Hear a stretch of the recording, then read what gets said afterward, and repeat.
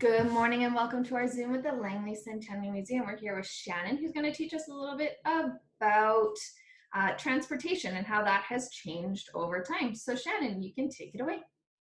Okay, so can you guys see what I'm sharing? Bunch of pictures, awesome. So I didn't tell Haley that she shouldn't have spoiled the fun for us this morning, but that's okay.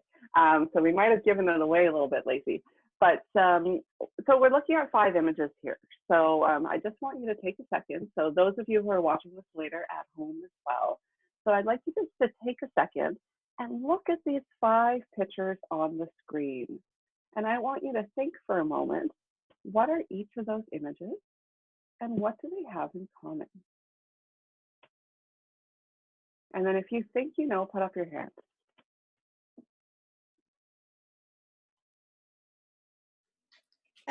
Some kind of transportation? Yeah, you're right. So I sense a little bit of confusion in your voice. And the reason is that one of them is a little bit tricky. So we're going to talk about that a little bit later. I did that intentionally just so it was a little bit hard. So you're absolutely right. So these 5 pictures represent transportation.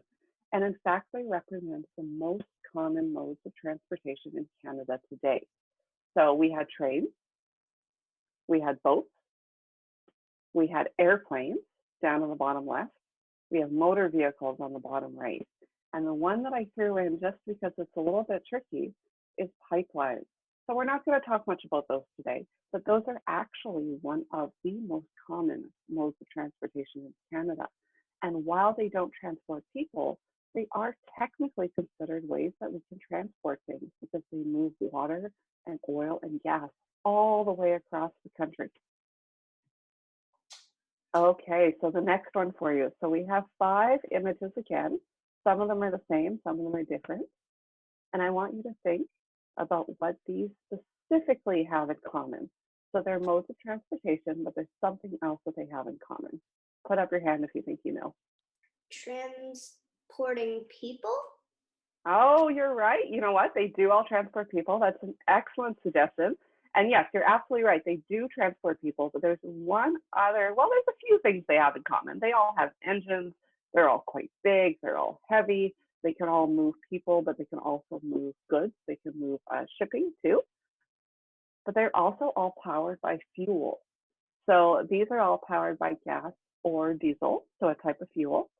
So there's the gas-powered car, there's gas-powered plane, gas-powered helicopter, a diesel-powered locomotive engine, and a diesel-powered semi-truck.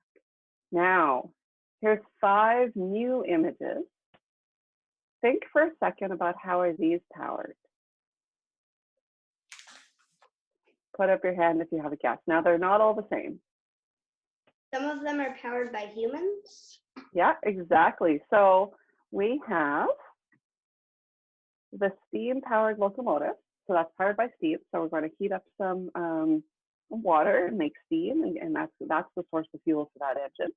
We have an electric car. So like a Tesla or a smart car, there's lots of powered cars right now, which is fantastic. The bicycle is powered by humans. The bottom left was a tricky one because it's an old photo. It's a horse-drawn carriage. So like the bicycle, it's manual powered. So it's driven by a horse or pulled by, an ox. And then we have the SkyTrain, which is an electric car or electric train. So these are examples of modes of transportation that run on what we call renewable energy. Do you know what renewable energy means? You can use it. Yeah, it's a big word. So if we think sustainable sources or renewable energy, so think about the difference between when you're throwing something in the trash or you're throwing something in the recycling. What's the difference? What's going in the recycling is getting reused, it's getting repurposed, it's less wasteful, it's better for the environment. What we call renewable energy is the same idea. So when you're running something with your feet on a bicycle or by power or by steam, it's much less harmful to the environment because we're not using up a source of fuel like gas or coal or diesel. Now, here's a tricky one for you. So we have 6 modes of transportation on the screen that we just talked about. We have trains, the horse-drawn carriage, bicycles, airplanes, pipelines, and cars. Can you put these modes of transportation in the order that they were invented? I'll give you and then anyone who's watching this later at home just a minute to think about it because it's actually pretty tricky. I had to do a lot of research to do this myself.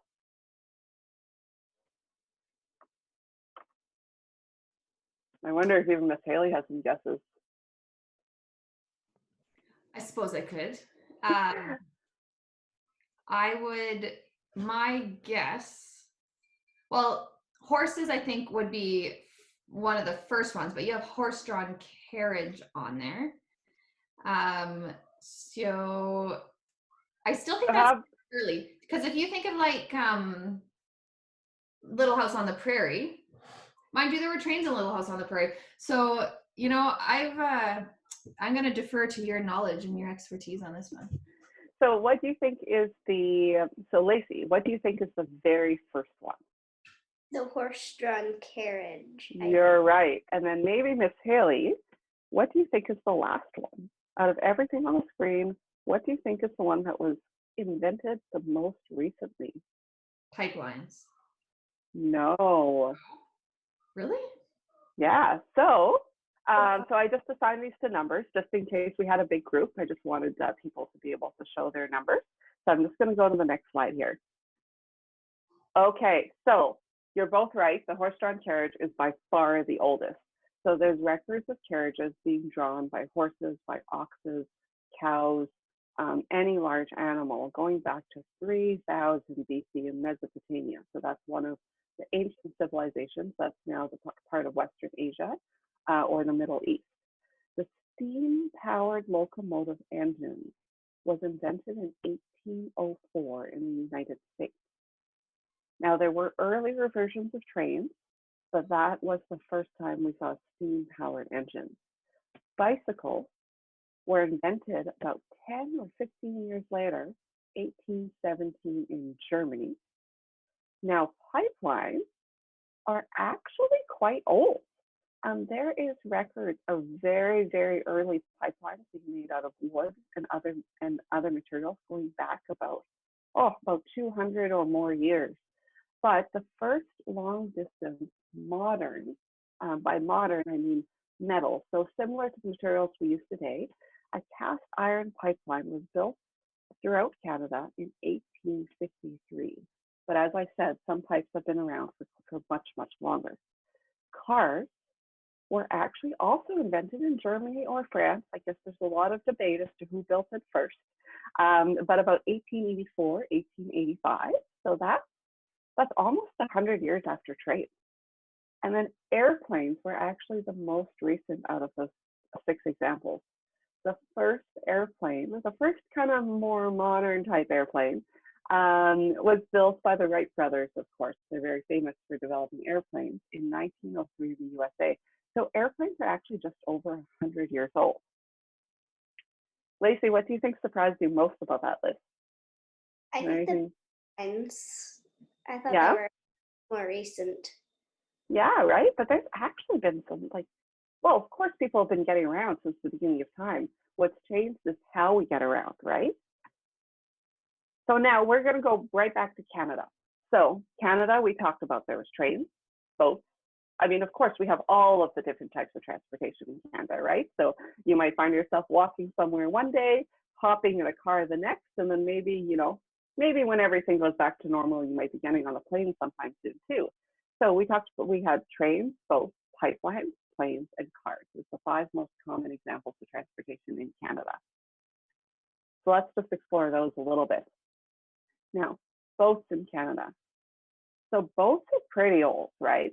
So boats have been around since the beginning of time because especially in Canada, the First Nations people relied on those waterways. So they used the water for fishing, for drinking, for washing, but also for transportation. It was very common for the first people to have to use the riverways to get from one area to the next, or to go to their fishing villages for the summer, and just to move around between their communities. But then, of course, today we rely on so many different types of water transportation or different types of boats for transportation, for fishing, but then also for recreation. When was the last time you went on a boat, Lacey? Well, we went to my grandma and grandpa's lake house, Yeah. and I go on the stand-up paddleboard. Oh, nice. So that's a type of boat too. So that runs off of renewable energy, right? Because it's not using gas or coal or diesel, or it's not burning any type of fuel. You're powering it by yourself. I know I grew up in Alberta, so I actually didn't go on a boat for a long time. I mean, we went out to the lake and we went on a little raft, but I had never been on a big boat. Oh, probably in my travels a little bit, but since I moved out here, of course, like boats are almost a part of our everyday life for some of us who have to go to and from the islands. Now, trains.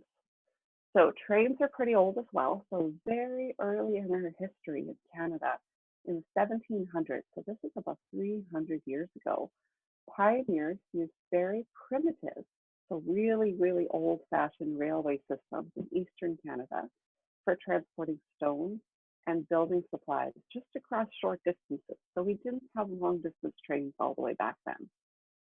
In 1836, the first true railway, so something that's more resemblant to what we have today, was built in still eastern Canada, but what is now called Quebec, just to move goods. So it wasn't moving people at that time. About 30 years later, in 1867, when Canada became a country, they promised an intercontinental railway to all of the provinces. So that was a deal that they made. They said, okay, well, British Columbia, if you're going to join the Confederation of Canada, we are going to build you a train. So then, about 20 years later, as I'm sure you guys all talk about in school, the last spike, so the end of the Trans-Canada Railroad was put into the ground in 1885. And a year later, the first train went from Montreal all the way to Port Moody. So that was the first trip the passengers took all the way across the train. Now, it says on here, but I'm kind of hoping you haven't read that part yet. Do you think it was a long journey or a short one? 1 month later. 1 month, yeah. So that's 4 weeks on a plane. Can you imagine spending 4 weeks? Oh, sorry, on a train. Can you imagine spending 4 weeks on a train? That's a long time, hey? Now, even today, trains do move quite slowly. So if you want to take a train from Vancouver to Edmonton, it's a 12-hour drive by car, but I believe it takes about 16 or 17 hours by train. So they do move in Canada, they move quite slower. Now, if you go to places like Asia, like in Japan or in China, I went on a train when I was in China. They have very fancy bullet trains that go up to 330 kilometers an hour. So those are crazy fast trains, but we don't have those in North America. So cars in Canada, even before cars were being mass produced in the USA. So the first cars recorded in the United States were in 1885. So that's about the same time that Germany and France and other parts of Europe were making them as well. But actually, the first car in Canada was built by a man named Henry Taylor in 1867. So that car looked a lot like this little funny picture that we have there. So that's what the very first cars looked like. So they were very different than the cars we have today. Now, 30 years later, cars are being imported from the States, and the first car manufacturing company was built by Ford in 1904 in Canada. So that's actually pretty recent. That's just over 110, 15 years ago. Now, less than 10 years after that factory was built, there were over 50,000 cars in Canada. And shortly after that, Canada became the world's second biggest producer of cars. So that's a huge jump from having just one car in Canada to 30 years later, we have 50,000 cars in Canada. And then now today, we produce the 8th biggest number of cars. So there's other countries that produce much more cars than we do, but actually more than 80% of the cars that we make in Canada are actually exported. They're sent to other countries. What's the first country that has the largest amount of cars made? Oh, you know what? That's a great question, Lacey. And I'm going to look that up for you. But maybe that's something. I think it's the USA. I'm pretty sure it's the USA because they have all of the factories there. But that's a really great question, and I will look up that list later. So I think you could probably Google that with your parents too, and be like top car manufacturers. And I think it will probably go something like USA, and then parts of Europe and Asia, and then Canada. But if you look around, and you've probably noticed this too, there's a lot of cars in Canada that don't come from Canada, right? So we have, I know my car, like I've got a Ford Focus that was built in Canada. It's got the block heater. It was designed for Canadian winters. That's probably one of the cars that was built in Canada, or at least in North America. But I know lots of people, like the Mazdas, the Hondas, like those are all Japanese cars that might be built in American factories, but they come in, they're imported into Canada. So airplanes is next. So we were a little bit on the fence about airplanes. We weren't sure how old or how new that they were. So the Wright brothers in the USA invented the first airplane in 1903.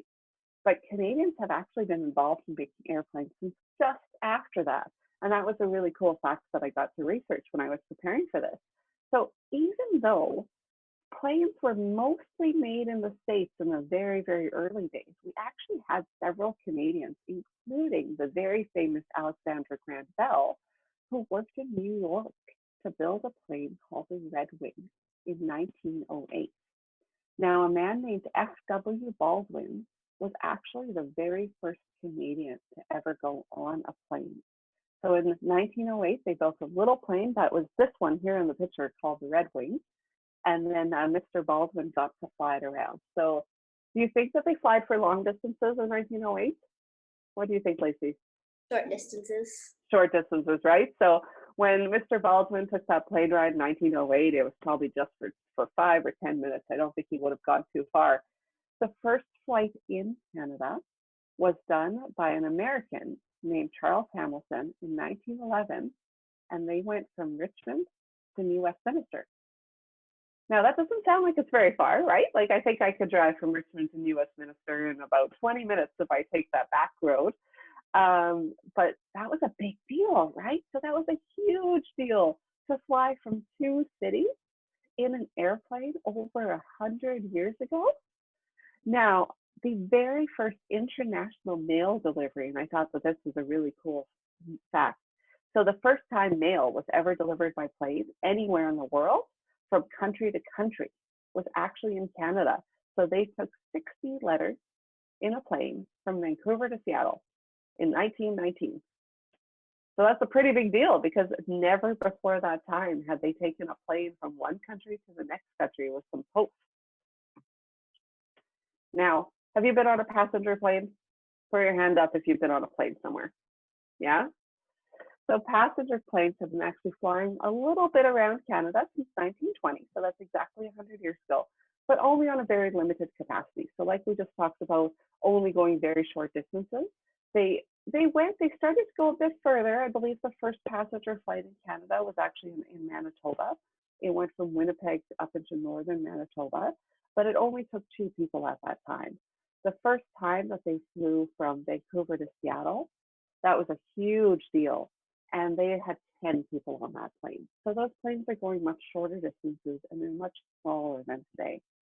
So since then, air travel has become so common that Canada has over 160 million people that go on and off planes in Canada every single year. So that's quite a huge jump, right? So 1920, we're seeing maybe 10, 12, 15 people fly by plane. And now we have over 160 million people, not just Canadians, but other people that come in and out of Canada all the time by plane. So the last one, and then I put this in there initially because it is, like I said, one of the most common modes of transportation in Canada. But I also put that in that first kind of guessing game just to make your brain question a little bit. So like we talked about, pipelines, they don't move people, but they are one of the most common modes of transportation in Canada because they're used to move goods. They're used to move liquid and gas goods.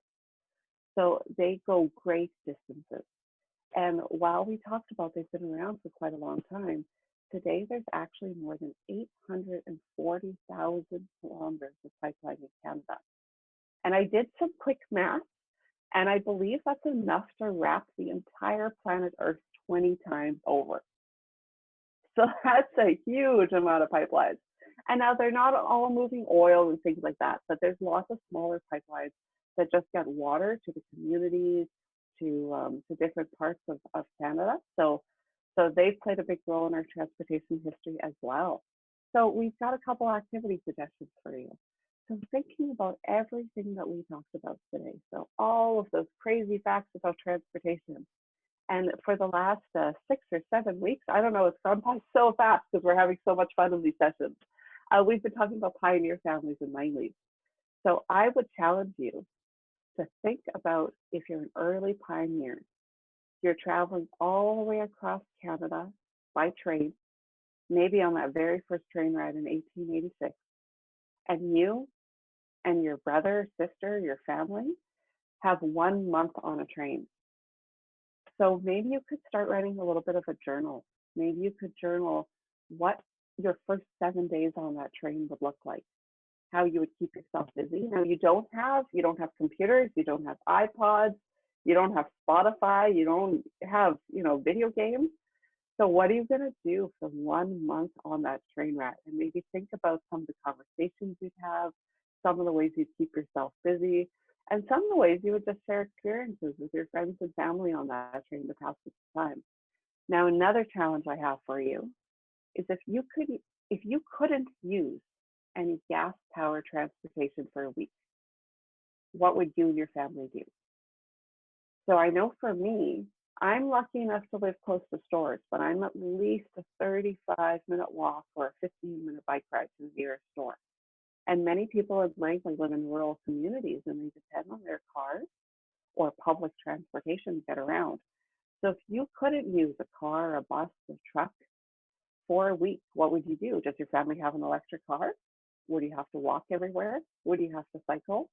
Or would you just lock yourself down and try to ration out your cupboards and stay put? And then the last little challenge I have for you is maybe a little bit more of a fun one that requires a little bit less or a little bit more creative thinking, is think about what your dream car would look like and draw it out on a piece of paper. But also I would challenge you to think about, how is it powered? Can it be powered with a renewable source of energy instead of gas or diesel? Okay, so I'm just going to open it up. If you have any quick questions or comments before we end. I know now for the first time there's a session after us, so I do have to stay on time. Otherwise, Taylor will be angry. Lacey, I'm going to unmute you there, or unmute yourself. So do you have what surprised you the most about transportation in Canada? Well, I didn't know that pipelines were so old. Yeah, that surprised me too, actually. But we've been moving stuff around Canada for so long, and even very early pipelines, if they had, like way back in the day, the pioneer families would have to get water from their well.